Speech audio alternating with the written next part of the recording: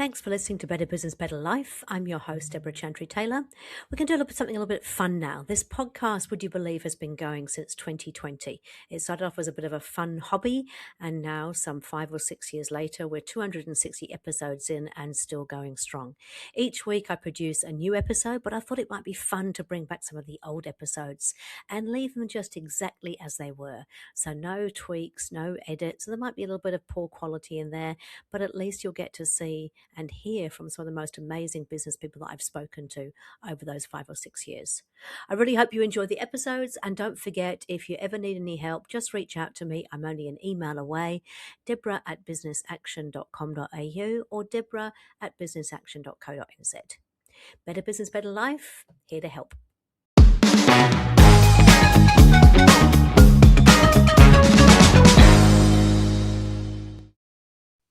So good morning and welcome to another episode of Better Business, Better Life. Today I am joined by Ryan Goodwin, who is the founder and visionary, I guess, for Mode Group, which is a building construction. I don't actually know exactly what it is you do, but it's in the construction industry, right? It is, yes. We're award-winning renovation and new home custom builders in Melbourne, Australia. Much better described than the way I could do it. Okay, cool. So I actually met Ryan through Business Blueprint. He was a speaker at the conference we went to in Fiji, and he talked about his journey in the Mode Group. But what you probably don't know about him is he's actually been an entrepreneur since the age of 14 years old, started off mowing lawns and all the usual stuff that we do as teenagers. And he's actually had the business for about 13 years, but only really stepped back into it about 5 years ago. And I think it's since you stepped back into that business has actually grown quite substantially and changed quite significantly. Is that right, Greg? Yeah, absolutely. Yes. Ryan, sorry. That's okay. That's okay. Yeah, we've been lucky enough to now see a team of about 33 people and turning over about 8.3 million per annum. Yeah, awesome. Okay. Ryan, I'd love you to share a little bit of your story with the listeners just so they can get a sense of, where you've come from, where you've got to, and then perhaps a professional and a personal best as well. Yeah, great. Well, look, you mentioned that I've had the business and I have had the brand for about 13 years now, but and about 5 years ago, I had, actually, if I go back about 10 years ago, I'd been in the business for a few, but then decided that along with some other skills I'd learned through coaching, performance management and consulting, that I wanted to try and blend those skills within my industry.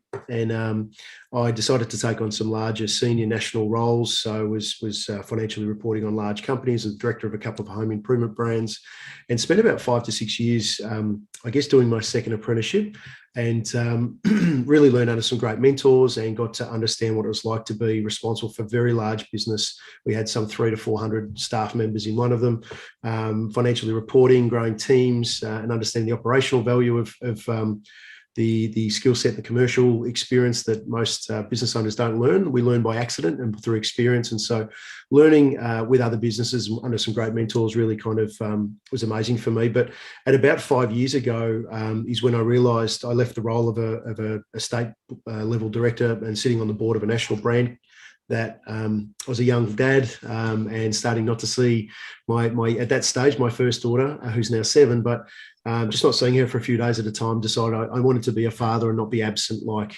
some can. So at about 5 years ago, I decided to step back into my little brand, my little business. It was just ticking over in the background with a couple of things, really not much happening. And one of the lessons today is really in sharing is about doing what you're passionate about and doing what you love. And so it was always something I was good at and enjoyed, helping people find solutions and delivering value to those homeowners in my space, and my skill set takes me there. So I was able to make that decision, step back into my business about 5 years ago. And I call it a bit of a reset because although we've been around for a very long time, we really were drawing a line in the sand and saying, okay, if I'm going back into this, what does it look like and what does it need to be? And I guess from that stage, I'd already had some commercial experience and lessons and read a ton of books and listened to some great speakers. And I knew that I wanted to try and design the business that would serve myself and my lifestyle.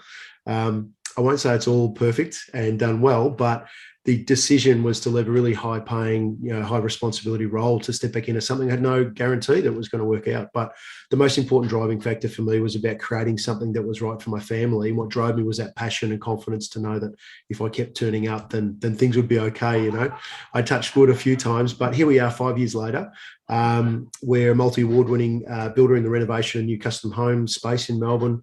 We have a fantastic showroom and interior designers on staff and a team of some 25 guys on the ground full time and 10 or more people in our office. And really proud moment now to say that we've got a really great family knit unit and business that slowly starting to operate without me. And there's been some successes there. Really great to see the recognition for our team, but most importantly, working with great, smart people who are passionate, as I am, to serve our community, to serve our market. And today sees us doing nearly close to about 100 projects a year, both small, medium, and large, and we've got a great mix of that. After 5 years, we're now kind of at that point where we're turning over multi-millions, and the role has changed for me and things have changed, but what's important underlying all this is I'm still passionate about turning up every day and love what I do. Doing what you love with people you love, hey? Fabulous. So what would you say, I mean, because you obviously went into this in order to get some of that family life back. Has that happened? Look, it's been, as a kind of serial entrepreneur, and I'm sure you can attest to this, Deborah, it's funny, you start out, and I think I've become sophisticated at a younger age in business because of my exposure and experience, and I'm very humble and grateful for that. So being very deliberate with the steps and stages and the framework that I used or followed. However, I'm also addicted to working hard, like many great business owners, and I love what I do. And so sometimes it's hard to peel yourself away. So I would say that I have gained a lot of those benefits, but I've also created many more targets ahead of me to chase. So I've gone from working hard to get there, getting there and saying, we could do a bit more, we could do it differently, or we could have more. And so I've worked hard again. And so I keep seeing myself probably, every 6 to 12 months, trying to evaluate and consider, sometimes we need to remind ourselves to look back and realize how far we've come. And that's a great reward and something to really recognize. So for me, as I get a little older, I've got to remember I can't keep running a marathon or racing. Maybe I need to slow down and run the marathon is a better analogy. Yeah. But so the short answer is yes, we've seen many benefits. I spent many weeks and months away traveling again with my family, being able to be around and be flexible in my own business, not far from home. But in saying that, I'm a driven individual, so that's seen me challenge ourselves and push ourselves, and which in turn makes you work harder and put your finger in many more pies. So at the moment, I'm going to say I absolutely recognise some of the benefits of the effort and our plans, but also I'm right in the midst and right in the middle of pushing hard and working for that next level again. Sure. But we did actually share when we talked before the podcast, you've been away and spent a number of weeks away in a beautiful place up Magnetic Island, and we're able to kind of go away with the family and still do some work, but have some time with the family as well, right? Yeah, the balance there is really great. In fact, we're back there in a few weeks. And so just about to start a beautiful house, 100 metres from the beach. Actually, my mornings were literally, I wish I could manage it full time, and I might aim for that, but it would mean an early, start like every day, a coffee, the kids and my wife will slowly get up. I'll do 3 to 4 hours work, and by about 10 o'clock, my kids are tugging at me saying, Dad, can we go to the beach or can we go to the park? I close the laptop and off I go. From time to time, I'll open it again, a couple of Zoom meetings a week. But aside from that, while I'm there, it seems to work. And I think it's a good lesson for individuals. We need to put that first, I think, and make it work, not just hope for it, because it won't come. Sure, cool. So your business has grown quite significantly in the past 5 years. So if we go back 5 years ago, how many were in the business then? It was literally myself. I came back into the business and I said, I'm not sure. It's funny, actually. I had a beautiful sports car and a really healthy salary, the typical, executive in a large organization. And I literally said to my wife, I'm not sure how this is going to go. I trust in myself, my abilities and my history and experience, but I'm still being cautious. I'm not sure how this is going to go. I'm just going to get rid of the sports car. I'm going to buy a ute. And I'm going to see how it's going to go as a builder. And so I still have that ute today because one lesson I learned from a mentor many years ago was to drive the cheapest car your ego will allow. And so I'm still driving. It's a pretty nice ute, but I'm still driving it. But it was literally myself and a subcontractor, and we just developed. Within 6 months, I had a few guys with me in a couple of projects. Within probably 9 to 12 months, I had a part-time admin person working next to me in my home office. Mm-hmm. We shared a very big desk. And actually within about a year, we took on a beautiful showroom where we're now based. We've been here nearly 5 years. We house about 15 staff in here and a showroom, and we outgrow it. We've already outgrown it once or twice. So, it was kind of at the time, I guess, a metaphor of taking the plunge or taking a leap of faith, but trusting in myself, I guess, and here we are. Yeah. So tell us a little bit about some of the highs and the lows on that journey. Well, it's been a really interesting kind of few years. I think the first few years at least, and look, we've seen massive growth year on year for 5 years running. In fact, probably broken some records, I would think. Not by accident, not trying to take all the fame. It was more just, I think, me understanding our market and what our consumers want to see. They want to see trust. They want to see a brand. They want to know that their money can be in good hands. They want to know that their journey through a building project is with the right people, character. The authority marketing, kind of put us at the right position. So the growth, I'd have to say, is one of our biggest successes. And it's been year on year, huge growth percentages. The challenges, some would be with the success of growth, bring the challenges of things like, managing people, hiring, recruiting, managing more people. So I'm a great designer, I'm a great builder, I'm good with my hands, but I spend more of my time managing people's problems now, as I'm sure many of your listeners will probably agree that maybe at a management level or a business owner, they're probably faced with the same. You move away a little bit from the things you love, and you need to find a balance in that as well, or put people in place. But look, we've had great success through that, and I'm pleased that in my previous roles, I've had some experience doing that. And so that hasn't been a huge challenge for me, but probably our growth and success through our numbers and returns, happy clients, numbers of projects. We've won quite a few awards year on year, actually. So all those are great. The last couple of years in Melbourne and in our construction industry have been really tough with COVID. So started out with being a huge success with the government incentives and grants.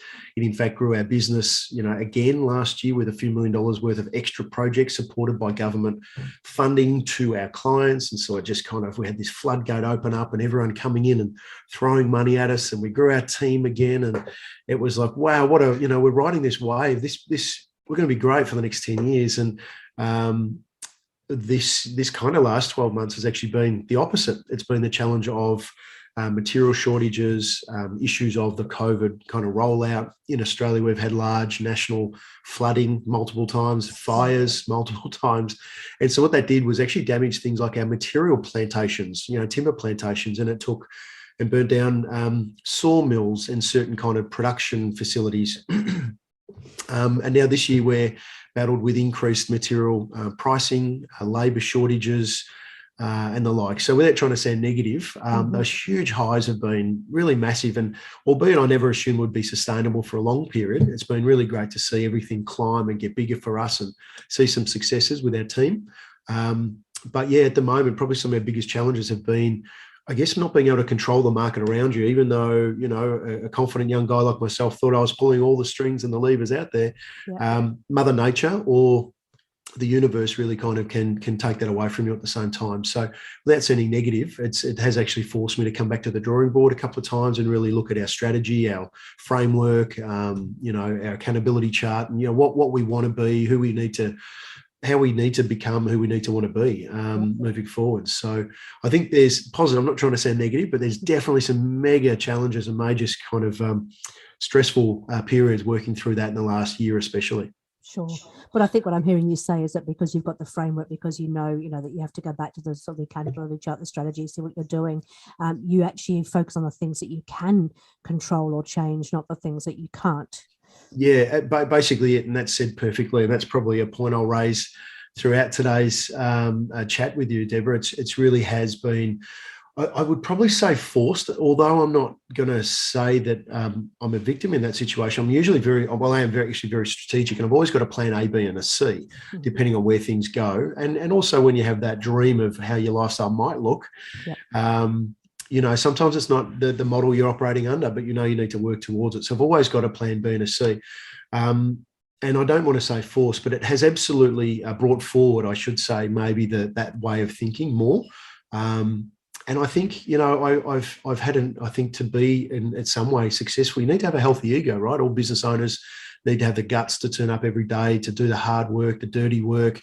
And mine has been quite healthy for a number of years, but I must admit, many years ago, I realized that it was no longer about that. It wasn't about the numbers and the income and all those sorts of things, which many of your established listeners would also share. But effectively, I've had to rethink, how many people do I need on? How many team do I have to hire and fire and train? And how many clients do I need? Because not all clients want to be a good client. Not all projects run smoothly. How much risk do I want to take on? And if it comes back to lifestyle, how do you get there? And is that just by doing more? And often it's not. Yeah. Interesting. So tell me, what is your role now in the business, would you say? So I am the sole director, effectively CEO of the business. I am the leader in the company. I still play a little bit of a role across different divisions or departments. So I am still seeing some clients and managing a sales flow, inquiry to sales flow. Albeit I used to do it all 100%, and people would only call us looking for Ryan and walk into our showroom asking for Ryan, and everyone was referred to Ryan, which was amazingly flattering until you realize there's no way in hell you can service everyone. And if we're to grow, it has to be not just myself. So I still do see a few. I see some tricky jobs or things that need maybe my authority to be involved in the relationship. But otherwise, I have a couple other team members that do that. Look, I spend more time these days managing, leading and coaching my team, managing our meetings, our workflow, kind of setting priorities in our business, being the strategic leader in the business as well, overseeing our marketing team and our sales and operational team, and a little bit of the problem solving for our construction team as well when needed. But absolutely, I've tried to train and develop and empower the people, those managers per division, so that they can do more of their work. But I'm active across the board, but it's much more strategic and much more limited. I protect my time a bit better these days, and also really do trust in the people I have around me. So empowering them to do their work and to take responsibility has helped a lot. And how, we talked about doing the things that you love within the business and making sure you're passionate about what you're doing. How do you ensure that you stay within that sweet spot? We call it the unique ability or your God-given talent. What do you do to make sure that you are, in fact, not just you, but all of your team are actually working in that beautiful zone that will get the most value for you? Yeah, look, it's a really good question. I thought you were going to ask, where is my sweet spot? And I think anyone could share that. But I think your question's even better. How do you ensure that you are staying in that sweet spot? Because I don't think everyone would be able to answer that or understand the strategy. It's a very good question. Look, I think not being too far away from everything that's going on. We have quite an open office, and I hear and know everything that's kind of happening. And with that, I'm absolutely not a micromanager, and I say that proudly to my team, but I'm really not too far away from a problem if there is one. I care enough for my people to understand where their strengths and weaknesses are, so that developing them. It's also a passion of mine. I've become a performance coach and NLP practitioner, a few other consultancy type training and lessons I've learned over the years. So I think for me, language and management, leadership, those sorts of things are a little more natural. So I think it's also an enjoyable part of what I do, is be able to step in and help and reward and champion and empower other people. So that's one thing that I think I do well, and I manage that by just kind of keeping my finger on the pulse in the office and with the energy levels of individuals and teams. I am probably still remain in a little bit of that reserve sales area. So I guess, without saying I'm the face of the business anymore, our brand really stands for itself, but a lot of the marketing material and collateral we do is still with me, so that people think they're close enough to me. But I think it's strategic because they're seeing my videos. I get often people in our showroom I've never met, and I say hi as I walk through. And I say, "Oh, hi, Ryan, I watched all your videos." And it's really, I'm very humbled, and it's really cute. But also kind of means the strategy is working, where I can be in the right position, albeit a recording or some information that we've built for someone. So I think really it's about managing my time, managing my diary and exposure, making sure I'm available enough to the teams and the leaders that need it, which I hope will give me just enough time to make sure I'm still saying and sitting in those positions which I love, which is dealing with some clients, dealing at strategy level. I'm a commercial thinker, so I really enjoy business. It's not all hard and ugly for me. I'm a great technician, but I've also enjoyed the journey and learning.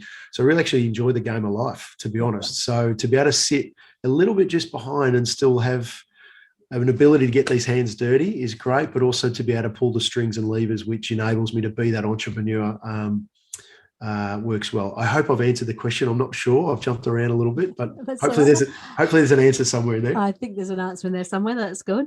I'm interested. The listeners might be able to see this, but I can see the big whiteboard behind you. I'm interested to know what's on your whiteboard. What do you measure? What is it that you're keeping track of? Sorry, I should have sat in a beautiful coffee shop or in a garden or something. No, I'm loving this. These are it's a really visual tool, and I've actually had them in many of the businesses I've run, typically mainly just for myself. This isn't for anyone else, but I do feel my team come in and they all list and look and so effectively from one side of the board I've got one project manager's projects. I've actually got 3 here and then some inquiries over here. It's a little bit, may seem scrappy, but they're literally a list of, as you can probably see, every line times 3, 1, 2, 3. There's probably 50 to 60 clients up there, I would suspect. So their names, and we're prioritising across months, effectively job starts or project starts, and when we might see them coming through from our funnel. And that then helps me visually understand our priorities and how I communicate to my internal team, my operational team, my interior designers, etc., and how we prioritise the workflow on a weekly basis.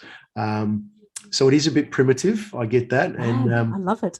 But for me personally, and what you might like, Deborah, is they're all magnets. So I can just drag and drop and move a few around, and it, in a heartbeat, in a 5-minute conversation, we can start shifting those priorities. And then it does, it is really just for me, but I do know the power of a visual tool in the office where someone can walk in and just say, oh, that one's been moved around, I'll go and work on something else.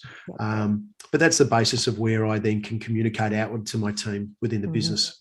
So what kind of meetings do you run in your business? Always a level 10, Deborah. That's the right answer. No, we have our leadership meeting once a week. And then what I've really loved seeing, we've been implementing EOS for, I'd say 9 months, maybe not quite 12 months, but something like that. And have been now seeing, and I really love it, to actually sit in on one of my department meetings. It could be operations for our workflow and designers and internal staff. It could be construction, etc. But now the leadership team or those department managers are also running our level 10 meetings. Same template, same ethos, same times. And it's interesting. I do see some of the water getting a little muddied as the lower you go down in our staffing hierarchy, but it's great to see that the education's there around why we're doing this and why it's important and why the framework is there. And even just seeing that same language, and I'm sure you get to see this all the time, but just the same language start to be said and spoken, and to have people walking out of those meetings holding up notepad talking about their rocks. I can tell you a year ago, no one understood what a rock was in that format. And so that for me has been really good. But so we effectively employ those level 10 meetings through divisions. I let my managers or leadership team have their own meetings. Otherwise, for me, it's really checking in with my sales and marketing team, individuals, and, trying to be strategic. But again, I'm not a micromanager. So there's plenty of meetings in my week, that's for sure, probably too many. But a lot of it now is oversight. A lot of it's strategy. A lot of it's quick decisions. A lot of it's, okay, I trust you understand what I mean. You'll go off and do it. Or you make a start and show me next week. Often I'm very regular saying progress over perfection. So I'm very big on helping people get and build momentum. And often momentum builds traction itself. And that's more important than slowing down and aiming for perfection. And it's a trap we can all kind of fall into, I think, particularly when we're driven and motivated as we are. We're looking for it to be perfect. I've had to let go of that. I think I was quite guilty. Well, I think we'd all be quite guilty of that for many years, but even probably recently, probably up to a couple of years ago, and I was so aware or self-aware that how many things were hinged off my ability to be available, or my timing, or my next meeting. And I could just see things slowing down around me because it was all on my desk waiting for Ryan's okay, or waiting for... and so quite deliberately for a period, I just said, you know what, these people are here for a reason. I love them. I trust them. They're my family. They're my staff and my leaders. And so more often than not now, I just say, go and do it. And to trust again that they know what they're doing, and we can tweak things later, or if it's really critical, they'll always wait on me. But at the same time, it's really about getting out of the way of others to allow them to succeed in their own right. We talk about letting go, and it is really important. But I think once you've got the right structure and you've got the accountability chart and know what people are accountable for, it just makes it a wee bit easier as well to actually go, okay, it does. We'll let you get on with that. Interesting. Just talking about level 10 meetings. I mean, a lot of people kind of go, how can you possibly have the same agenda for a leadership team meeting as you can for a department meeting or even a sub-department meeting? And I'm always fascinated because I go, just give it a try, see how it goes. And they go, oh, actually, it works. And then they start using IDSing in their family meetings as well, which is always kind of fun. But I haven't taken it home yet, Deborah. I'm not sure how that'll go at the dinner table. But there's a really great EOS family planning tool, but I won't give you that just yet. It'll be interesting. So tell me, in terms of the department meetings, it would have been interesting for them to suddenly have this structure, which probably wasn't there before. How has that been accepted, and how does it translate it?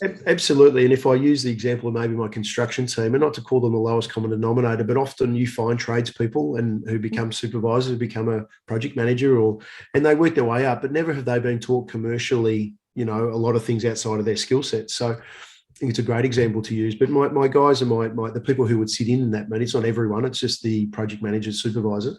Yep. I think the first thing to go back a step, having a leadership team that took the time to read traction or listen to videos or content and slowly understand, ask questions, to give them the respect and time to develop things together and kind of not embed it, because I don't think we're perfect even now, but to allow it to be unpacked or slowly embedded into a leadership team. It then meant it was a very casual and easy conversation, great, the same language back into their meetings. And so we also supported that department leader by myself and my implementer also in the meeting for the first few to say, okay, guys, this is what we do and this is what it means and here's an explanation. And so we kind of took it lightly, I guess, a couple of meetings and unpacked it with them and then helped them set some rocks. And then, the next couple of weeks realised that their to-do list had to be done and there were consequences if they weren't. And so, not force it down their throat, but really just help maintain structure around what that looked like and what the benefits were. And to be honest, within a few weeks, it wasn't really even a confusing process. It wasn't challenged. It was just, that's what we did. And, I think the little things like the guys giving the meeting a rating at the end of it, they all got a buzz and a kick out of it. And there was always a joke, because if someone joked wasn't funny enough, then the rating went down. Or there was a little bit of context that actually helped also be a part of, and a little laugh and a giggle that also got to kind of be a part of that meeting and the framework that we were trying to implement. So, look, it's been, to answer your point, they've been taken on really good. What's been interesting for us, now we're kind of, say 90, not 90 days, but about 90 days, probably more. 9 months, I should say, into it with ours, but then maybe 90 days into theirs. Is seeing what happens after a 30-day rock or a 90-day goal is actually achieved. And often for us, we're still in the creating phase. So we're creating better systems, we're creating better processes, we're creating tools, or working on mini projects that are going to better what we do and how we deliver service. And so it's nice to achieve that. And what I've learned through watching others, I've been really grateful to see my department managers pick up on this. It's okay, guys, we've got that 90-day goal ticked off, but what's the next one? And they're setting these same rocks or similar for the next 90 days, but they've kind of said, hang on a moment, we've just created this cool tool and a process last 90 days.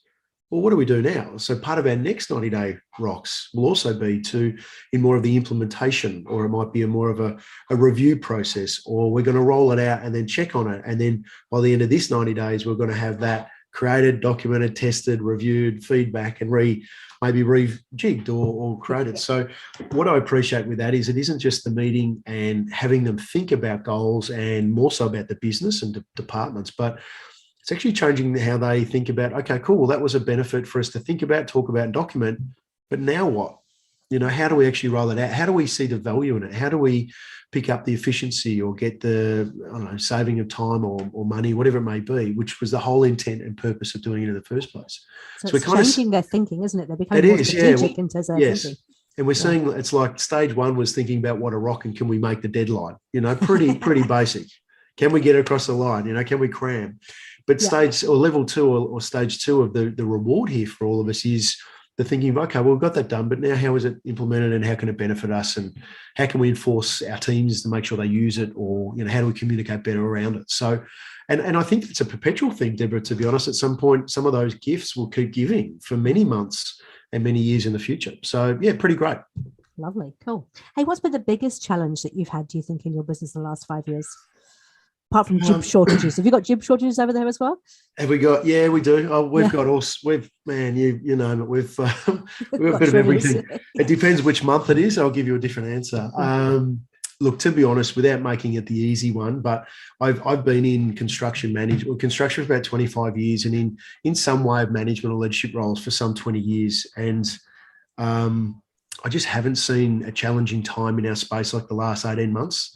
And that's due to external factors in regards to post-COVID and the world and supply and materials, labour shortages. So it's probably a pretty predictable answer for your listeners, I'm well aware, but I've been through quite a few shifts in this industry in quite a few different areas, and niche products to luxury brands to home improvement brands to, at all kind of levels from mid to senior to executive leadership roles. And I've just never seen it like this time. So there's a lot of factors there, and we're definitely not playing the victim. We're just modifying who we are and what we do to make sure we're sustainable, and we're still leading the market moving out of this. But it's been really unpredictable, and that's probably perhaps like most of entrepreneurs, you may know, we're control freaks in our own right. Business owners, we like to be in control. And this has been one time or chapter that there has just been little to no opportunity to control the things around us, which has been really challenging. But aside from that, Deborah, because I think that's the easy answer everyone might predict for me to answer, I would say possibly the growth and the things that have come through growth. And of course, I was chasing growth for a number of years. The growth brings with it growing pains. So growing pains being you need to hire, you need to fire, you need to manage differently, you need to recruit. And then it's about, geez, we need the systems. How come they're not doing the way I do it? It's about then saying, well, hang on, what do you mean we need another CRM or a bigger software package or a more this and more that? So they're absolute benefits and rewards out of acknowledging that the business has grown to those levels, but it does change your focus, especially as a business owner as well.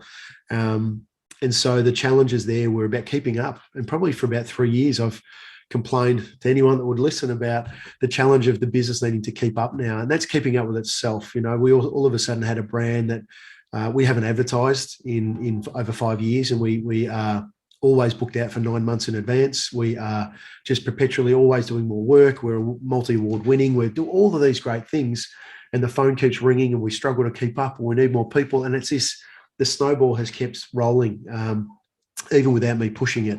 And then it's about keeping up. Do we have the right structure, the right systems, the right software, the right people, the right, do we have enough to keep up? Oh, absolutely. So I think, the post-COVID life in our industry, at least, has been a challenge that I've just not seen in my career. But I do trust that we'll see a way out of that, and there's already some silver linings there. But to answer you, I think, both the success of growth and the challenges that come with such growth would be the challenge, probably the biggest challenge that I've faced, with everything chasing that snowball down that hill. Hey, we're running out of time. I can't believe it's gone so quickly. Who thought we could talk about construction for so long? I'd love to get some tips from you that I can share with the listeners that they can actually go and do, in their own life. So what would be the 3 kind of top tips that you have, either from a personal or professional level, would like to share? Well, there's a couple of things that when asked this, or, I feel that just naturally comes up in conversations with me. And I think I've even raised it once or twice already in today's chat. But one of them is really focusing on, and if you haven't recently, but getting back to considering doing what you love in regards to being passionate. I'm sure this talks to the EOS lifestyle, planning and all those sorts of things, but, cutting all the frameworks out of it, it's just being true to yourself, and by way of saying that sometimes you need to force yourself to sit down and think about that, because often as business owners, we just get caught up in the machine, or chasing a snowball down a hill, or pushing one up a hill. But really, I think often we do forget to stop and think about, is this where I want to be? Is this is it the lifestyle I want? Is it the vision that I had? And I mean that personally, for an entrepreneur, for a family, for children, for a future, for a lifestyle. How much time you're doing what you would like to do. And I heard a great speaker recently kind of challenge us about, well, if you were to start tomorrow, what would the business look like? Who would the clients be? What would you earn? Look at your numbers. And I think it's a really great test for us to challenge ourselves with, what would it look like if we had the chance? And then realize that we have the chance every day to create that. And often we're just not. And sometimes we're waiting a year, 5, 10, or a lifetime to look back and then say, geez, well, I should have changed that earlier. And we bring in consultants to tell us to stop and plan differently when we knew it all along. We may just not have had the tools or the guts. And I even know myself, I'll go years without stopping and thinking I'm chasing the fame, glory, and the growth, but I'm just not. That was taken care of many years ago. So my one bit of feedback would be to consider doing what you love, consider what your passion is, and what does your lifestyle need to look like, and start planning towards that. Not about the business, and it's not always about the business. And I believe a business should be the tool in which you create that lifestyle with, and not the other way around. Another might be, for me, just about turning up every day. I truly believe, at least in my experience and in my industry, it's about turning up when the others don't. And I mean playing the long game. Yep. So if you're going to be the best business coach, you're going to be the best electrician, you're going to be the best cook or the best cafe shop on the corner, it's about consistently turning up, consistently evolving, consistently challenging yourself, consistently asking the market, consistently improving, being better. And even if you are the best, you just need to keep showing up and offering consistency, because most consumers, at least in my space, but I think and feel that most consumers across the globe in all industries want consistency. They want a history, they want experience, they want to know where you've been and who you are.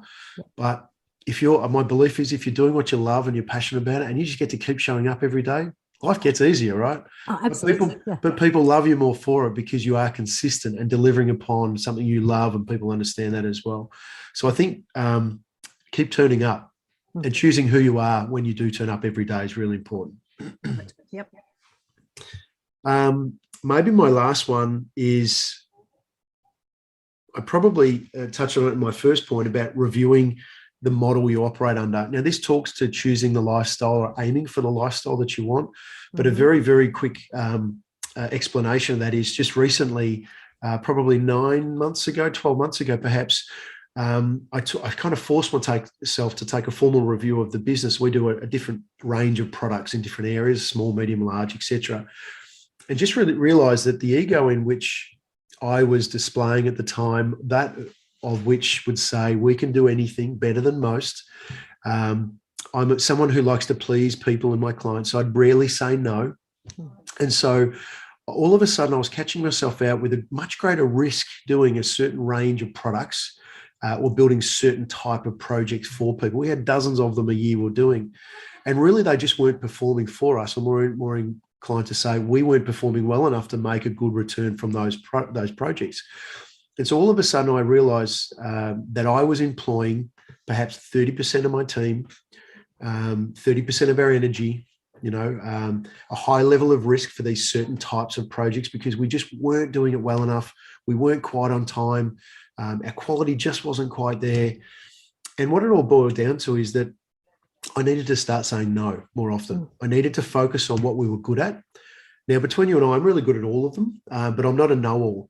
As a team, we weren't delivering in some areas. And the reality was that we didn't need to do that.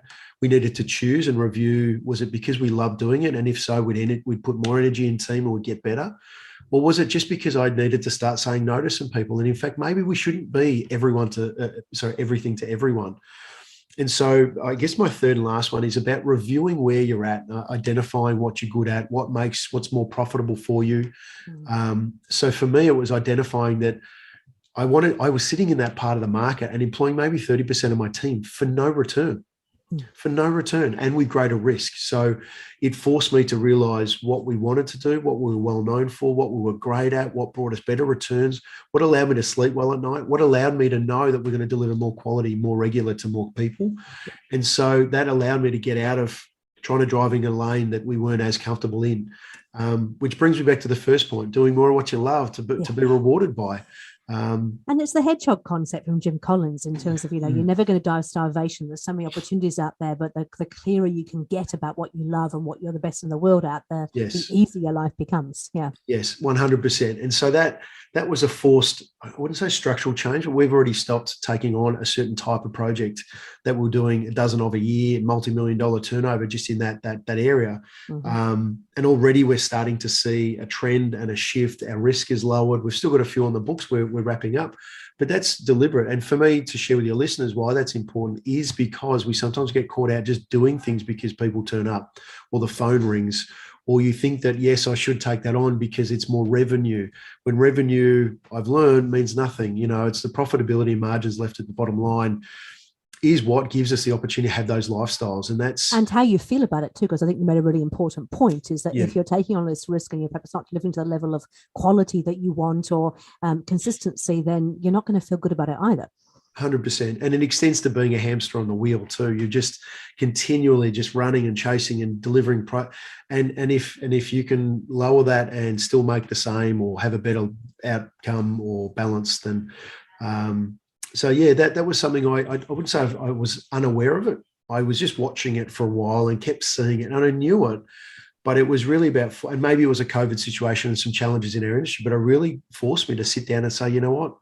It kills me to say that we're not doing this really well enough, but also made me face that whole ego discussion of, well, who are we doing this for?